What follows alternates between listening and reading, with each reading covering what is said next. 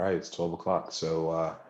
Good afternoon, and thank you for attending the Community Foundation of Greater Flint's 2021 Grant Information Session.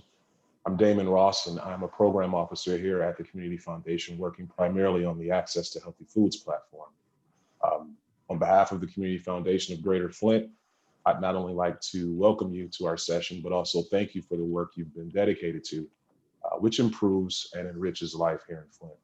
Today, we'll be covering the funding priorities and application process in 2021. During the session, please post any questions in the Q&A field. We'll cover those at the end of the session. Keep in mind that the webinar is being recorded and will be available on our website for future reference. So with respect to everyone's time, let's get down to business. And our fearless leader and Vice President of Community Impact here at the Community Foundation, Sue Peters, will get us started. Sue? Great. Thank you, Damon.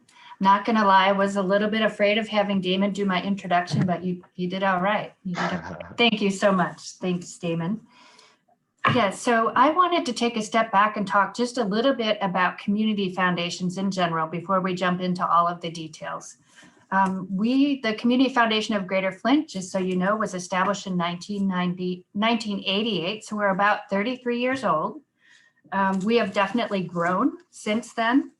We have grown to have about we have over that time made $120 million worth of grants, just to give you a sense. We have about 750 different funds from local donors, and we have about 20,000 different donors who help participate in growing those funds.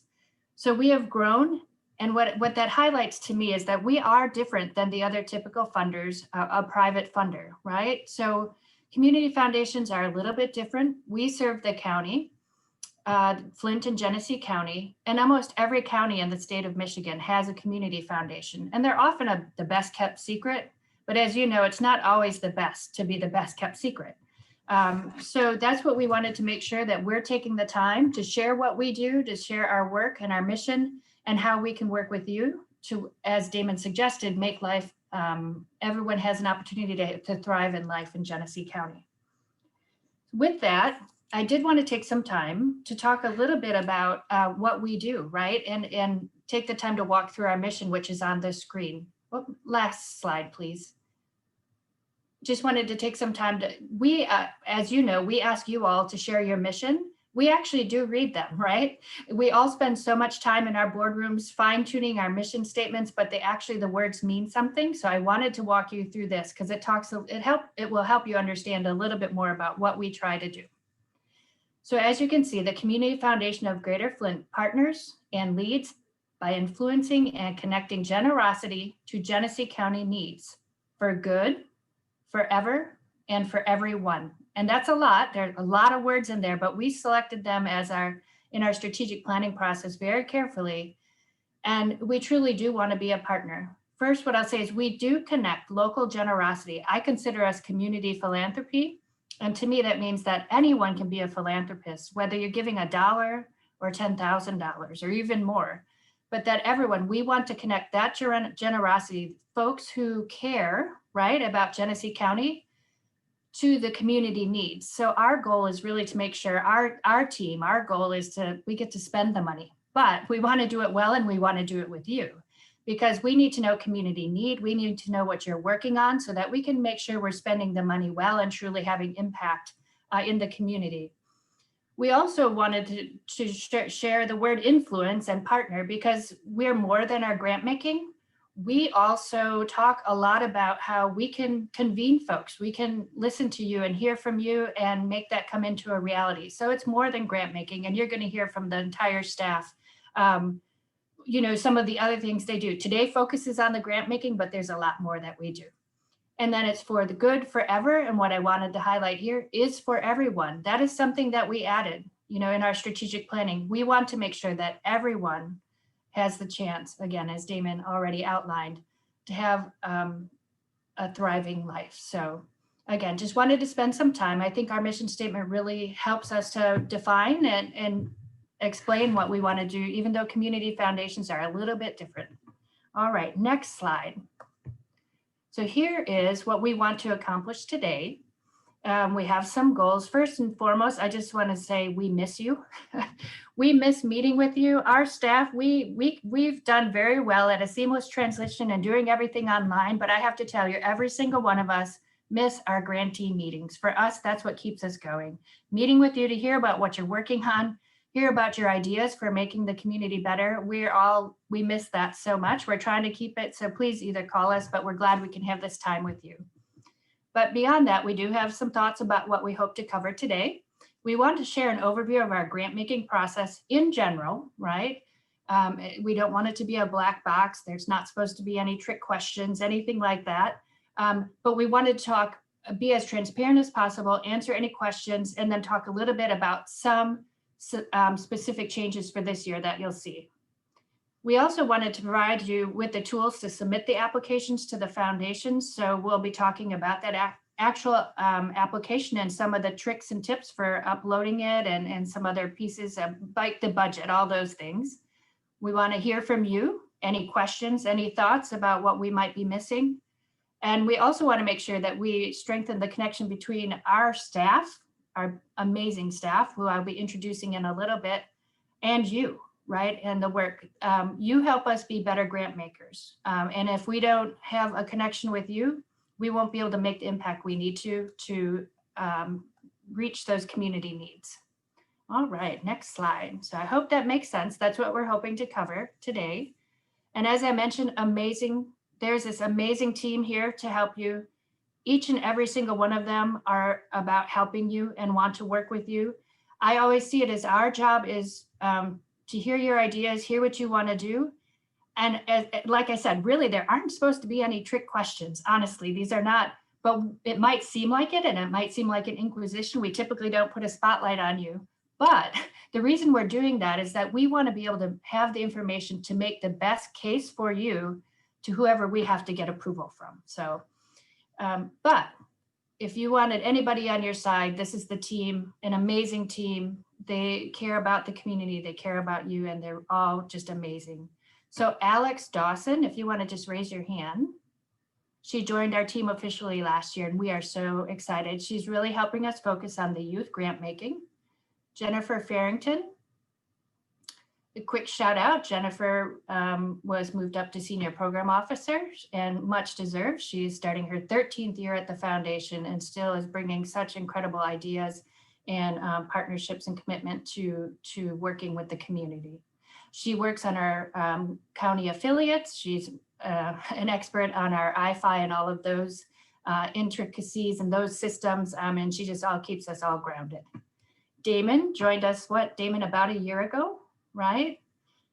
Even though he's a Lions fan, we still talk. Now I'm Packers, I won't go there, no sports analogies, but Damon's been amazing, a great member of our team, basically taught himself how to be a program officer while we were going virtual.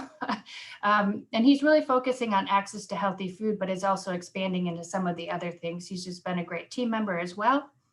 Lydia Stars joined us about 3 years ago. She's really helping us on our health grant making, works with our Turi Fund and also our Flint Kids Fund, and is really helping us to kind of make sure that we're thinking about health and all that we do. If you haven't met Stephanie, if you could raise your hand, you'll want to. She's amazing, and she's usually the interface that the first person you're going to talk to. If you have questions about grants, if you have questions about the application, and or if you want to try to track one of us down. And boy, Stephanie will do that. She will get your questions answered. She will track us down until she has the answer she needs for you. I don't know if Lynn needs an introduction because you all might be her cousins. We always joke about that she is related to everyone in the community. We love Lynn. She just reached her 21-year anniversary at the Community Foundation. So we joke she can now drink at work, which she doesn't do, of course, but Lynn is guiding us a lot in our equity work, has provided a lot of wisdom and knowledge for us, but also knows everything you do in the community and also helps us to make connections that we don't all even think about. So again, this is an amazing team. They are there for you.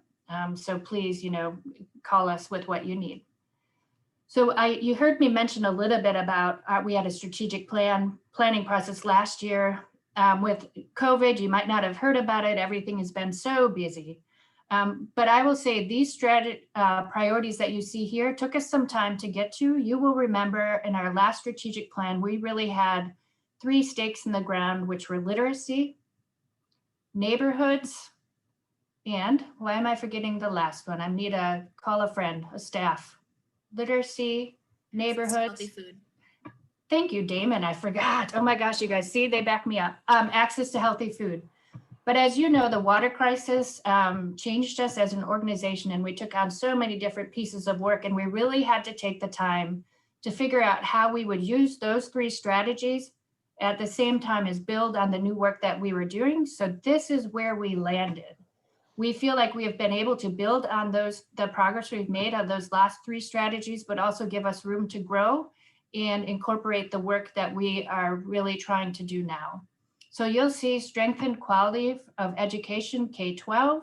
As you know, we have a number of scholarships that Jen manages. That's kind of been our core work.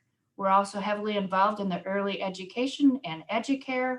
We've also are looking at the Flint Promise. So we have some things going on along that continuum, and that will allow us to continue to work on those, but maybe explore others.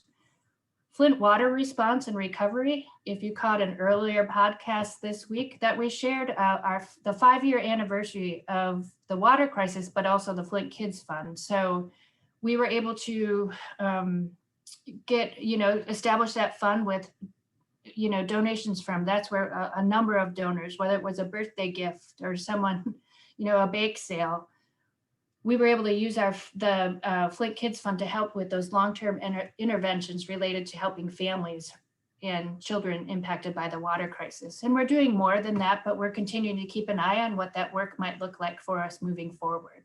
Flint neighborhoods, gosh, Lynn, that's been part of our work for almost the length of the organization has been around. Lynn's been leading that work from us, and it will always be a commitment of ours and continues to be so. We feel that that's just an important part of making a strong community and where we can make those connections.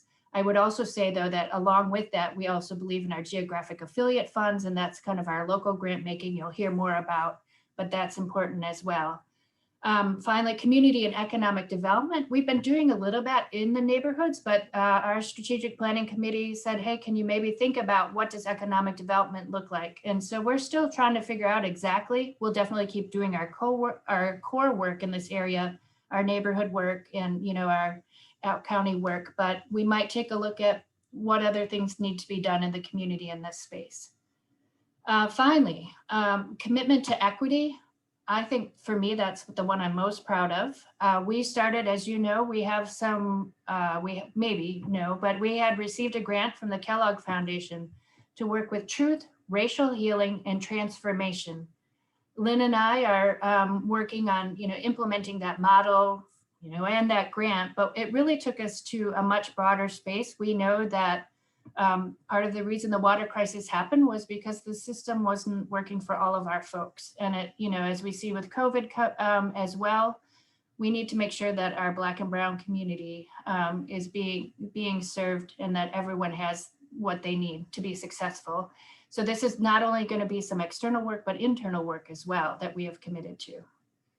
So, it's not as easy maybe as 3 stakes in the ground, but wanted to share those 5 priorities. So from here, I am going to hand it off to Jen, who's going to walk us through some of our grant making and start getting us into all of that more specific work. So thank you again for joining us. Thanks, Sue, and good to see so many familiar names on the list of attendees today. Thanks so much for being here with us. Though we can't see you, we appreciate your support and being with us this afternoon. So as Sue mentioned, we have a number of priority areas for funding as a result of our recent strategic plan. These were identified by our board, but we have so many other funding areas thanks to the generosity of donors. We are able to support broad community need, helping to improve quality of life for Genesee County area residents. So our main funding areas include arts and culture access in the city of Flint, really helping to make the city of Flint a more physically and culturally attractive place to live. And this really includes some beautification, historic preservation, but it is focused on the city of Flint. Health, we're looking at supporting current health issues here, all the way from maternal infant health to compassionate living and end-of-life care, and access to healthy food, because we know how important that is to health outcomes. Youth development, we have some really great youth-led youth advisory committees. We call them YACs for short. Alex does a great job with our youth-led committees across Genesee County, and they are helping to advise grants that are helping to provide positive opportunities for youth and supporting youth development across the county. We have some areas of focus outside the city of Flint. We have some donors that really felt were really passionate about providing some dollars to support residents of Clio and Davis and Flushing, Fenton, and that really includes Linden and Fenton and that southern part of Genesee County and Grand Blanc. And we really call this our kind of hometown philanthropy. So we've got some great committees in those communities made up of community leaders, residents helping to support community needs in those areas. Special populations, we're looking for projects focused on Flint women and girls and LGBTQ+, really encouraging advancement, their advancement and full participation in society by helping to remove any barriers that are there for them. Poverty, looking at supporting organizations really helping to address the root causes of poverty, and then also supporting, basic needs like food, clothing, shelter. Racial healing, equity, and social justice. We have been doing grants in this space really along the lines of community organizing and with a focus on youth, but we are going to be doing more in this space, as Sue just mentioned. Our community impact grants are grants that you are probably, many of you are pretty familiar with. This is a way for us to be a partner with you on maybe a smaller project, and it's a really great entry point to the Community Foundation. Next slide. I'll talk a bit more about those community impact grants. So really, we're looking for grants that are that meet at least one of these three priority areas. They're helping to bring people together, separated by barriers, providing access to resources for populations that have had challenges accessing resources, and really helping to build a sense of community. So we do a lot of grants in this space, support, pre-pandemic days, helping to support community festivals, bringing people together, and then really providing access to resources around, opportunities for youth in education, STEM opportunities for youth, or opportunities for families to access shelter who might need it. So this is a few examples there, but this is a way that we can help you, be a partner with you on kind of a smaller project. Next slide. So general deadlines for this year, February 1 and August 2nd are the general deadlines. I don't want you to be concerned because there's lots of other opportunities for you to apply for funding from us, which I will review on the next slide. So this is also available on our website at cfgf.org. If you go to our website, you go to the grant seeker section of the website, we've got this great new chart that Alex put together for us, and it outlines all of the different grant programs that I just quickly went through, all of the deadlines, whether those applications are open or closed, and a contact. And if you go to this on our website, the contact name is a direct link to our email addresses. So you can, very easily get in contact with us if you have questions. So in addition to those February 1 and August 2nd deadlines, there are opportunities to apply for funding in March from our Flint Women and Girls Fund, and also our Neighborhood Small Grants Program. If you're looking to do something in Davison or Flushing, you've got a program focused on those communities. There's an April deadline for you there.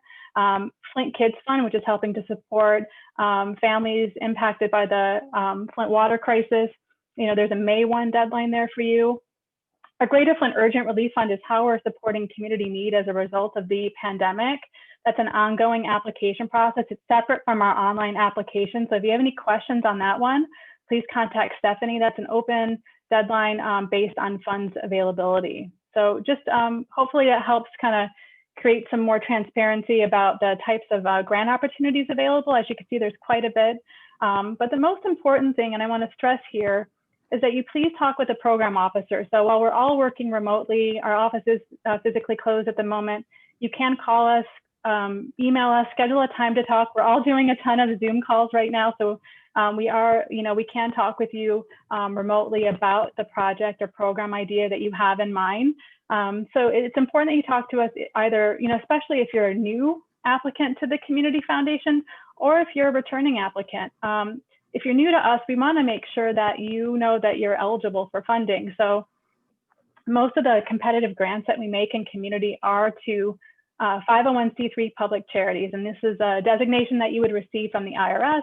This is how we can ensure that you are a charitable organization doing charitable work in community. And this typically applies to schools and universities and faith-based organizations, governmental entities.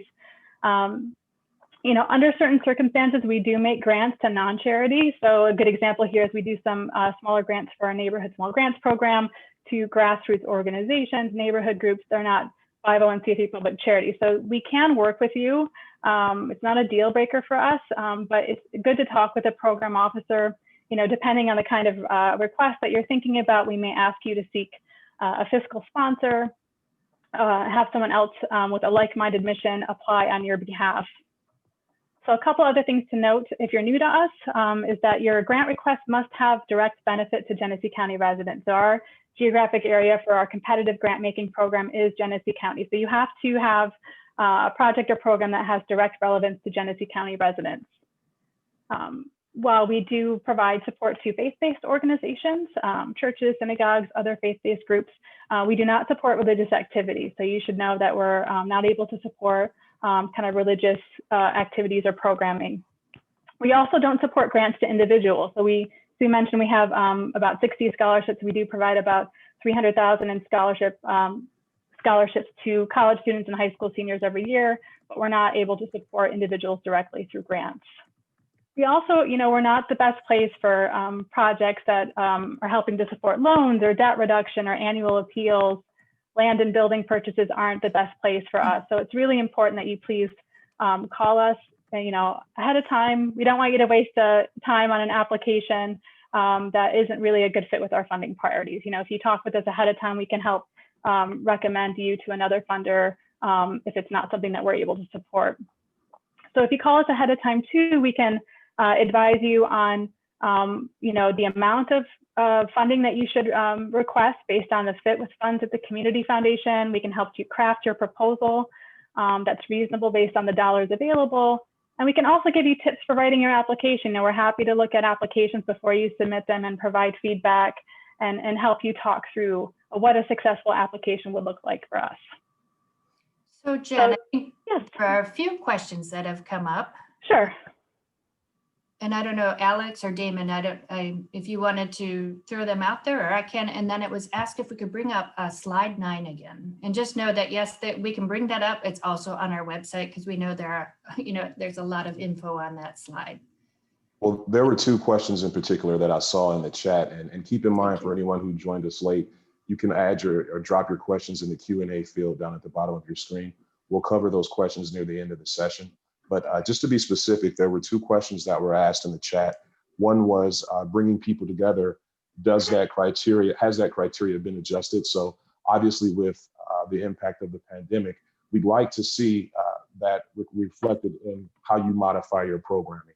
So if there were some virtual opportunities for convening, that would be expected to be seen in your proposals. The other question was, do we include Beecher in our funding areas? Yes. Yes, we do. Right, good questions. Yep. Thank you. Thanks, Damon. So after you talk with a program officer, you've kind of been given the go-ahead to move forward. You would complete an application online via our website. If you haven't met Stephanie Whitledge, she's our wonderful grant administrator. She will walk you through the process of applying online. She'll get you login credentials if you need them. We've tried over the years to streamline our grant application process to reduce paperwork, increase transparency. Through the online portal, you can not only complete your grant application, upload any required documents, you can check the status of your application, and you can communicate directly with us. So it's really great to get familiar with that online portal for submitting your application and any other required documents. After you submit your application, you'll be assigned to a program officer will be assigned to your proposal. We always like to reach out to you with more questions for more information. It's not that, everyone does, their best with writing an application, but there are always some other information and additional questions that we have regarding your application. A lot of times your application is being shared with a grant making committee, and we want to make sure that we really understand the community need that you're presenting. So we often will follow up with a phone call. And typically our turnaround is, between 60 and 90 days. It really depends on if your application is being shared with a committee or not. Sometimes it might be reviewed by staff and it might go to our board of trustees. So really depending on where it goes within how the decision is made depends on the final funding decision timeframe. But typically that is between 60 and 90 days. We like to notify you by email, but again, you can log into your on the website, the portal, and check at any moment to see kind of where your application is in the process. And definitely, if you have questions along the way, please feel free to reach out to us. We're happy to talk through, kind of provide you with an update on your application. So I'll hand it off to Lynn here, who's going to talk through what a strong application looks like and how to put together your budget. Thanks, Jen. Thanks. Hello, everybody. So here's some tips that can help strengthen applications, not just for Community Foundation grant applications, but really these tips are helpful for writing grants, writing proposals, and submitting to funders overall. Answer the questions concisely. So really, the questions that are being asked, focus intently on making sure that you are addressing what's being asked, and that is tightly focused. You don't have to write a book in most cases. And so focusing your responses so that you have enough detail so that the reviewers can understand exactly what you're trying to do. There will be opportunities to add additional information later on in the application process. After the application is completed, there will be space where you can upload, if you have background information, for instance, news articles and certain things that have strengthened the project, but are kind of extra added information. So again, being focused, being clear and concise. And then you want to be sure that you're really communicating what the need is that your project wants to address. You have a project focused on a certain condition. What is that condition? What is that need? How did you determine that that was a need? And then you've identified the need. How will you address that need? Tell us specifically, what are the things that you're planning to do to address the need? How will you get it done? Who will be involved?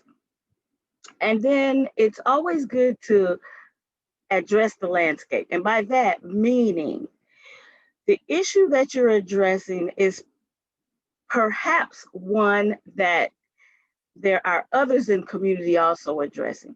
So it's good for you to do homework before you submit a proposal to find out, are there other organizations? Are there other potential partners? Are there gaps? Is this a need that there's no one else providing? Understanding who's doing what in that area and whether that presents opportunities to partner and leverage resources is really, really key. Any funder is going to look at, do you know what else is happening in this area, in your community? And leading it, I kind of went into that a little bit, but describing any significant partnerships and relationships that you do have. Are there ways that you're joining with others to leverage impact, to serve more people, or to bring more services to people? Those kinds of things are really important. Funders look and hope to get the most bang for the buck, so to speak. So the more partnership, the more collaboration, the more you're basically leveraging your impact and the resources. Articulate what the funding is needed for. And this is kind of important. And it may seem it may seem like a no-brainer, but sometimes it is, well, just sometimes we just need to repeat it. Make sure that in your application, when you get to the budget, the things that you're asking for funding for in your budget are things that are directly connected to what you described you were going to do in your project narrative. So I'll give you an example. For example, if you're running, let's say you're running an adult literacy and mentoring program, and you're asking for funds to support a portion of this program, then the things in your budget should directly be related to that program. One, we wouldn't want to see, for instance, in the budget for that program, we wouldn't expect to see a line item that is supporting landscaping for the front of your building.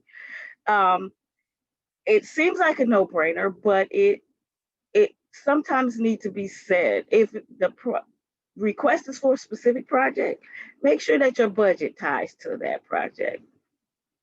And then last and certainly not least, we want to know, what does success look like? So you have thought about not just what you're going to do.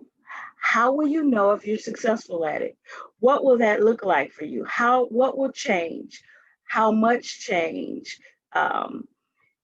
Thinking about that ahead of time really helps drive you more towards the results. It helps you to put together the steps to measure and then be able to really monitor and report on the results of your project and program. Next slide. So next we're going to talk about the budget. And typically there's two sections of the budget that we're looking for information. The expenses.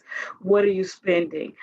We have a grant application budget sheet. This is what the form looks like. There are some specific categories that are listed in there, but this form, I believe, is an Excel spreadsheet. I think it is Excel. And you can add additional columns so that you can detail this, make sure that the details are specific to your program. And then we're going to want to see for each column how much money you're requesting for that, and then how much money will it cost in general. So for instance, I mean overall, not in general, I mean in total. So for instance, this is a project that has a few line items listed here. Actually, salaries, they're not requesting any funding from salaries from the Community Foundation, but they are acknowledging that it will take $15,000 towards salaries to complete the project. We want to see both what's being requested and then the total amount that it will take. So what's being requested, they're not requesting salaries, fringe benefits, travel. They are requesting $1,000 for supplies from the Community Foundation grant. The total project expense is $3,000 in the supply line item. So that means there are other sources that will enhance or that will add to our $1,000 for supplies. And that is always a good thing. That's a question I get a lot. The question is it a problem if we are asking for Community Foundation for funding, but we're also asking others if we approach other funders or do other fundraising? That is absolutely not a problem. That is absolutely what you want to do in all cases possible. We want to know about it though. And in addition to filling out the columns for the requested and the total project expenses, we'd like to see a description of in each line item, salaries. Whose salaries? The project manager's salaries, the assistant salaries, the supplies that's going to cover food, supplies, gifts for children, that type of thing. So the total expenses are $19,000 to carry out the project. The total request is $1,000. So the other side of that is the revenue. So you showed us the expenses. We want to know now what types of revenue. describe where your dollars are coming from, your dollars, revenue, as well as donations and in-kind support services. So as we look at this one, again, we'll see that the request that is being submitted is for $1,000 being submitted to the Community Foundation. Because it's being submitted, it's pending. You're waiting for an answer. But this project also has $500 worth of in-kind through volunteer service. So they've counted that. You can count the volunteer time because it has a value. And just in general, if you want to know how to value volunteers' time, if you go to the Department of Justice website, no, not Department of Justice, Department of, I think it's employment. Well, Damon can probably help me out with that. But Labor. Yes, Department of Labor. There we are. Bureau Department of Labor. Yep, you get the Bureau of Labor Statistics, and it can give you what the monetary value is for volunteers and an hour per hour basis. So and then they've identified their other sources of funding: cash from the Smith Foundation, cash, community donations, other in kind. The revenue is, the total revenue is $19,000. It equals the total expenses for the project. This is typically what a program project budget looks like for our community foundation discretionary grants. And I'm going to now turn it over to Stephanie to walk you through our online application. Good afternoon, everyone. So I am going to show you a demo of what it looks like to actually apply for our grant. So I am going to share my screen and show an application demo here. So again, remember the best step is to talk to a program officer first before you apply, kind of get your game plan together. And then once you have that, you should have a login. If this is your first time, you don't have a login for your organization yet, you will be reaching out to me and I can get you set up with that.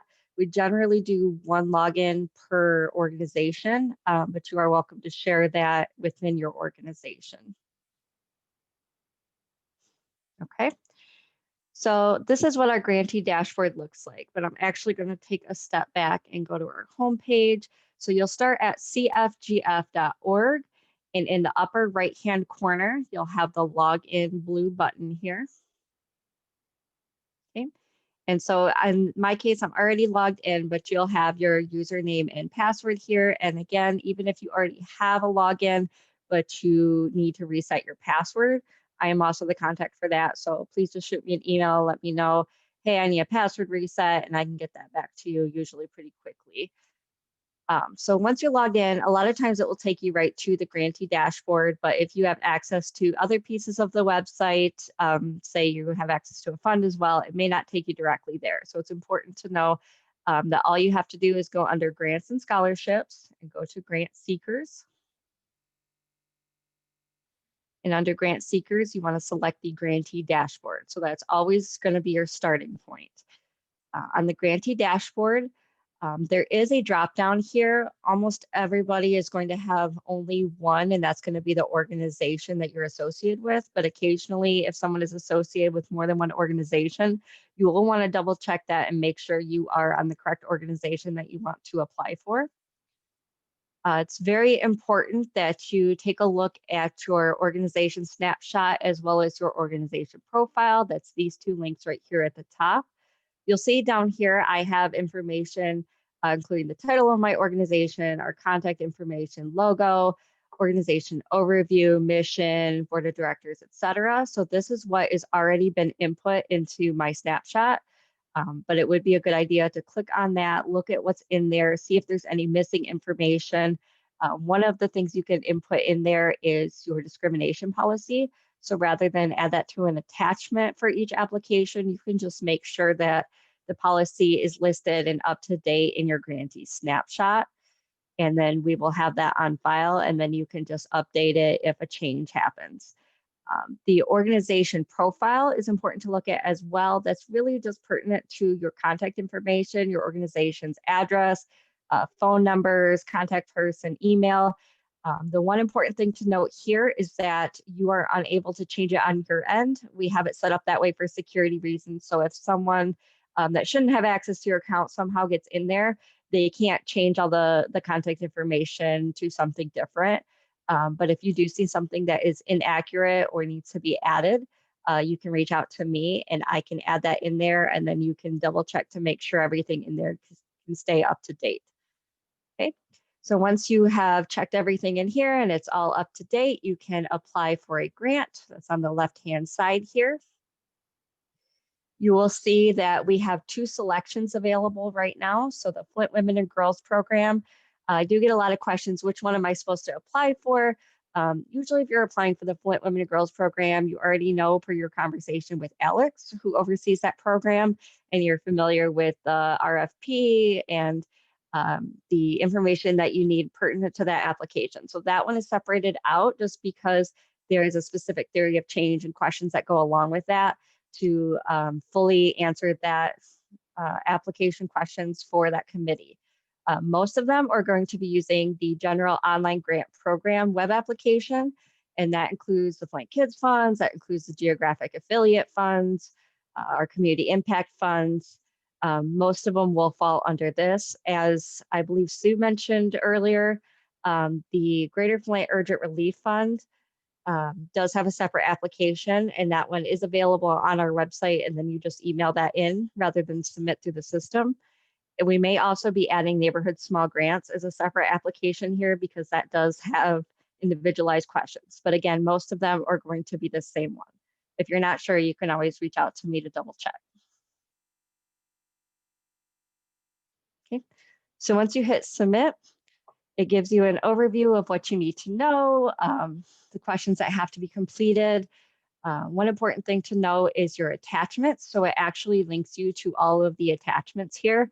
So anytime you need to go back, click start application, and you can see all these attachments once again. We do strongly recommend that you preview a blank copy of the application.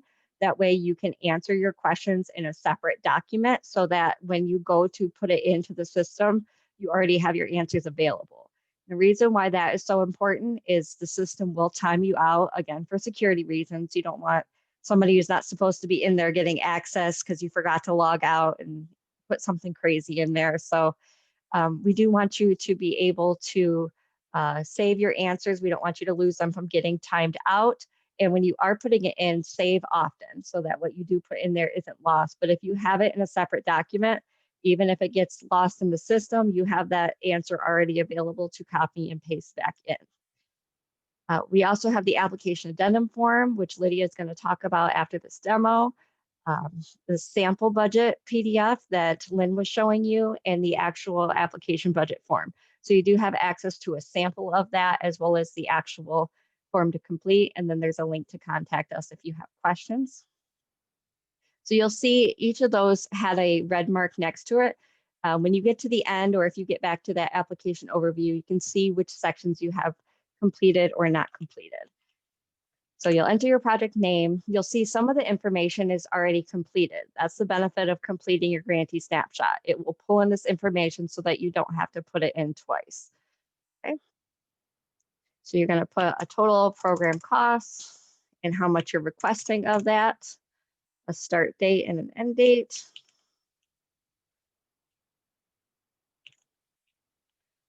I'm just going to do some demos. So you can save and resume later and then go back to applications in process to complete. You can print along the way, but there is an opportunity to print your entire application once completed, and then you can save and go next. Okay. And it alerted me that I did not have a question completed. So you will get that warning as you go along as well. Here in the organizational background, again, it pulled this answer from my grantee snapshot because this is the overview of our organization. We also want to know if you had any significant changes to your organization in the past year. This is not really the time to talk about the programmatic changes, but the overall organization changes. So if your staff or leadership changed, if you moved locations, things like that. Next is your project information. So these go back to some of the things that Lynn was talking about. How is this aligning with the funding priority areas that Jen outlined? If you're not sure, your program officer is a great start to help point you in the right direction here. Describing the project in one sentence, I really want to emphasize this should be just a very brief summary that explains what you would use the funding for, what this project is about. So we've had some in the past that just give a proverbial quote or to make Flint a better place to live. While those are great statements, they're not something that really tells me anything about your project. So a great example would be something like to provide 50 laptops to children ages 5 to 12 for schoolwork. That's a clear and concise example that tells me what you're planning to use the funds for, buying laptops, and who your targeted demographic is, children ages 5 to 12, and what the purpose of that is for their schoolwork. Okay, save and go next. So what community need will your project address? That is the what, and then this is the how. How do you plan to address those goals? What is your organization's experience working with this type of project? So how long have the people involved been doing this type of work? Is their first time doing this project? Do they have prior experience with it?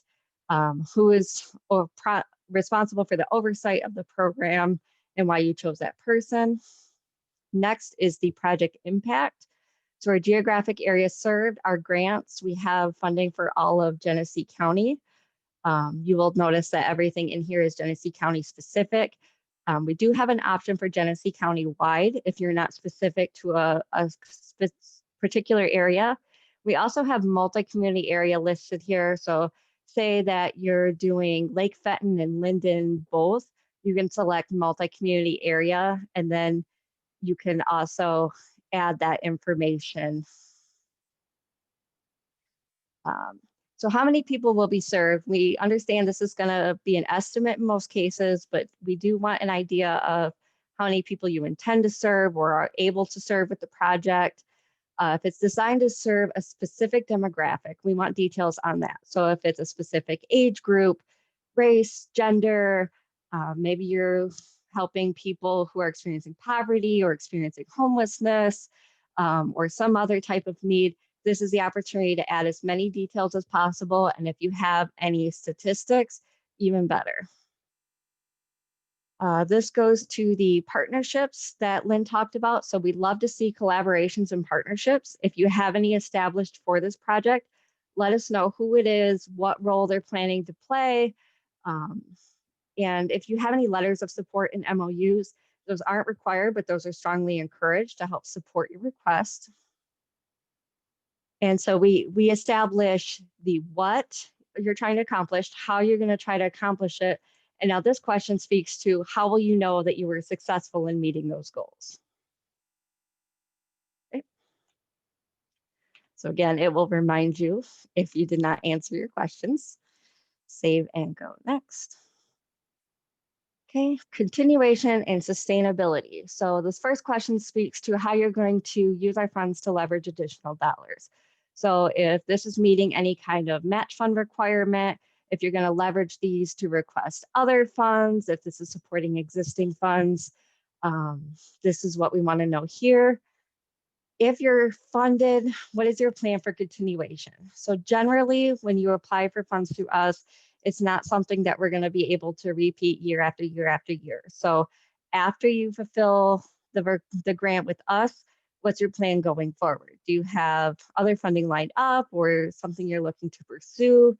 Is the program going to end? Maybe it's short term, or maybe it's going to scale down to a smaller subset. That's what we want to know. What's going to change after that grant ends? Can the project move forward with a partial grant? So sometimes we are able to approve grants, but at a smaller amount. So we want to know, will you still be able to complete the project? And if so, are there going to be changes? Are you going to have to scale it, serve maybe a smaller amount of people? Let us know what that's going to look like.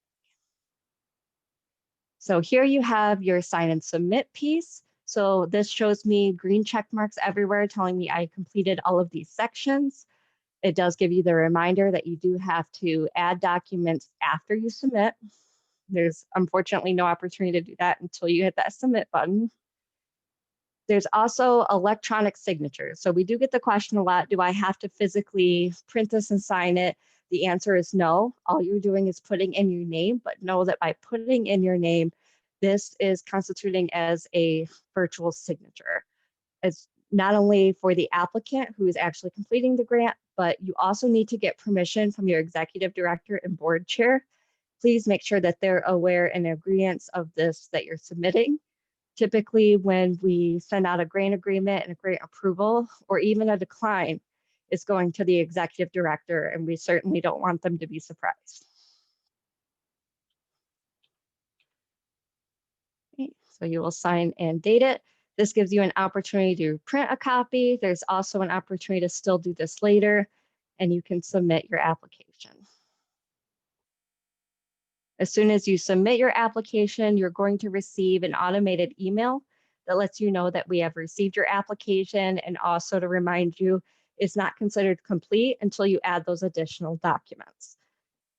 So in order to do that, like it says right here, you're going to go to your application history page. Make sure you take note of this application ID.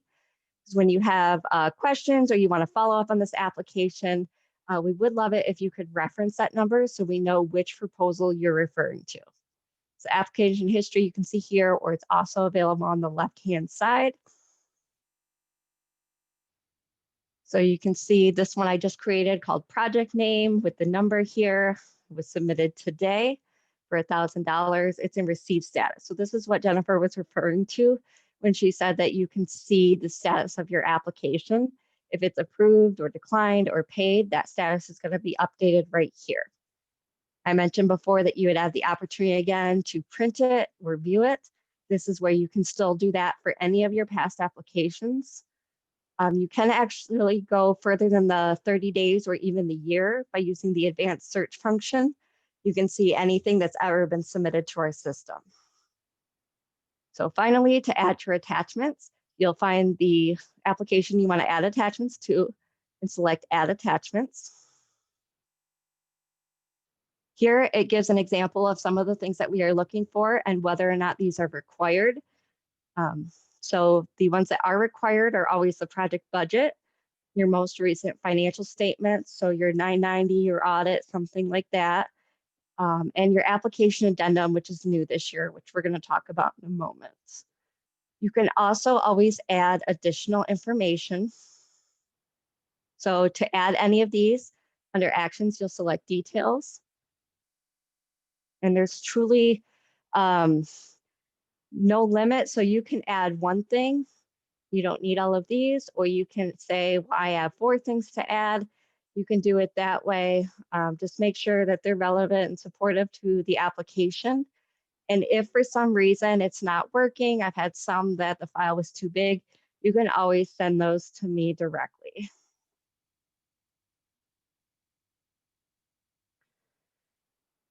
Okay. And with that, that concludes the demo.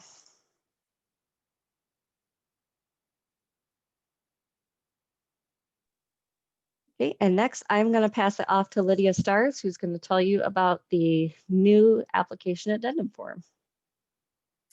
Good afternoon. Thanks, Stephanie. So I'm going to get into requirements. So requirements for application, as well as if you are receiving a grant, what is going to be required of you after that grant is awarded.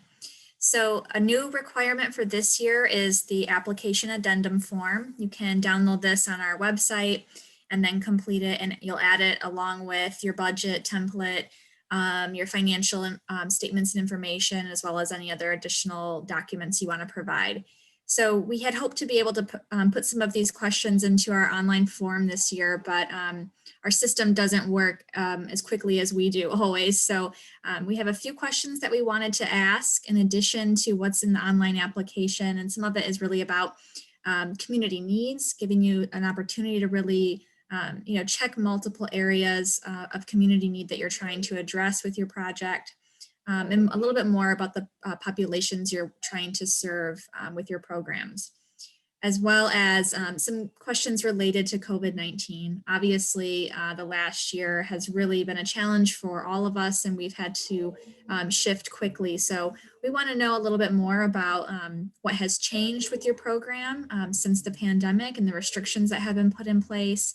And then anything you want to share about what might happen should we either, hopefully things sort of start to loosen up a little bit, or in the event that more restrictions are put in place, how will your organization transition depending on how the pandemic continues to evolve.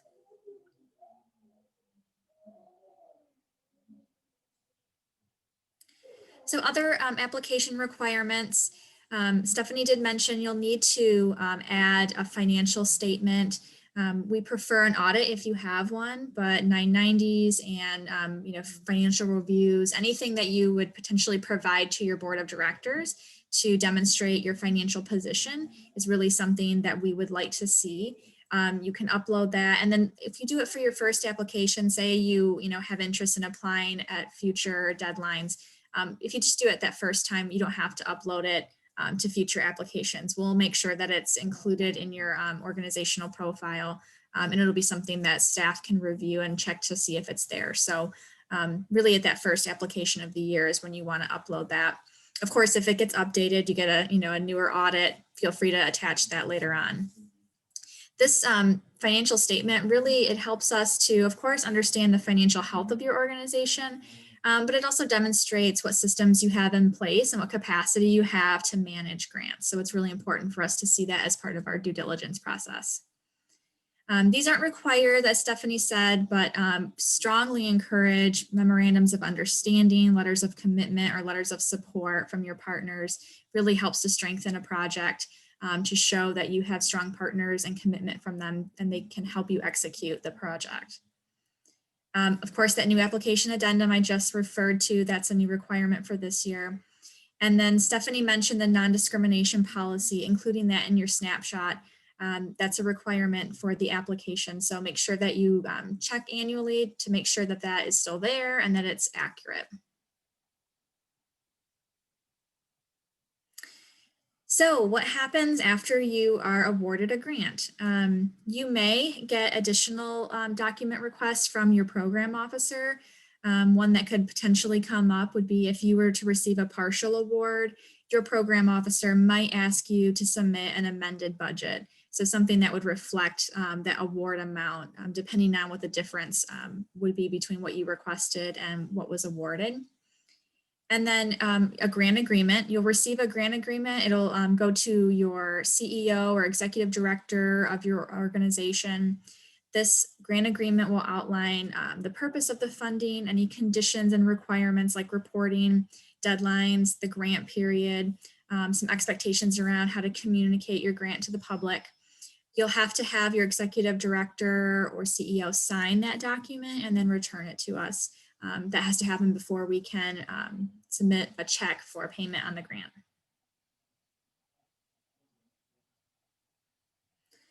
So reporting requirements, those will be listed in the grant agreement that you'll receive. So typically grants will have a final report that's due 30 days after the end of their grant period. In the grant report, you'll have narrative questions that you'll respond to, as well as a financial reporting section where you'll describe exactly how the grant funds were spent. If you have a multi-year request, you may be required to submit an interim report, but that will also be outlined in a grant agreement, so you'll know ahead of time if there's an interim report due. Extensions and changes. Sometimes things don't go as planned. See the last 10 to 11 months, things don't always go as planned. Please reach out to your program officer if there's changes or if you need an extension on your grant period, you need more time potentially to work on the project.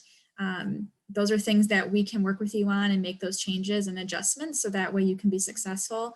Also, budget line item changes. Sometimes good things happen, like you get additional revenue coming in that can supplement in certain areas. And so you might want to shift the way that you're spending our grant funds to accommodate new resources. Or maybe the project didn't roll out exactly how you expected. There wasn't a need for a certain supply or staff member's time or something and you need to adjust and make changes. Those things, we're open to all of those accommodations. And so reach out to your program officer and just let them know and have conversations about how potential changes are going to impact the grant. Site visits. Sometimes program officers would like to come out and do a site visit. So you'll know they'll request a site visit if they would like to come out and see the program in action. They're not required all the time. It's not a standard requirement.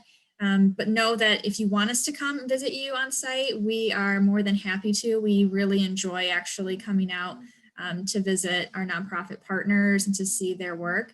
So please do call us, talk to us, get us out. Right now, of course, it's kind of a hard time to get us on site. So do consider a virtual visit. As Jen said, we're Zooming all the time. So if there's a way for us to Zoom into your building and to your work, please invite us. How to communicate your grant award. So in that grant agreement, there will be attached with it some guidelines for how to communicate your grant award. A sample press release will be given to you so you can sort of see potentially what you might want to use for a press release. And then our Associate Vice President of Marketing and Communications, Mary Jo Herbig, her contact information will be included in that grant agreement. So that way you can contact her if you have questions. If you want to give her, a heads up that you're going to be releasing something in the press. And then also for any logo files that you might need, if you want to add us to a flyer, Mary Jo can provide those. All right, I think this is the Q&A portion, but this is some important information here. Our website, Stephanie's contact information, our physical address, which we're not open right now, but hopefully in the near future, you'll all be able to come visit us. So that will conclude the webinar session portion. We said we were going to leave some time for Q&A, and it looks like all of the questions were answered except one. There was one that had been entered in the chat. Patrick asked a question about a financial sponsor or a fiduciary. How do we, what do we reflect, or what are we looking for in the application, and then what information should they include? Stephanie, do you want to address that question for Patrick? Sure, and anyone feel free to jump in if you want to add anything to this, but generally speaking, when the fiduciary is applying, they are taking responsibility for the grant. So we're really looking at the fiduciary as the applicant. We sure would love any additional information regarding the subrecipient of the grant. But overall, really, we're looking at and really looking at the due diligence for the actual applicant, which in this case would be a fiduciary. So they are most importantly taking responsibility for the grant. The signed agreement is going to be through them. The report needs to come through them as they are really taking the responsibility. Stephanie, I would jump in to add, while what Stephanie said is correct, it is important, however, that the fiduciaries are able to show how they work with you to develop the project, to monitor the project, to do the reporting on the project. And we really are looking for the report to come from the fiduciary, but it reflects your work together.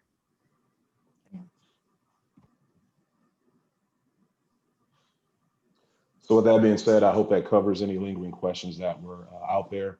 If anyone wants to reference this recording, it'll be available on our YouTube page. If there are conversations that you'd like to have more in depth, all of the program officers, everyone you see here, our information is listed on the website.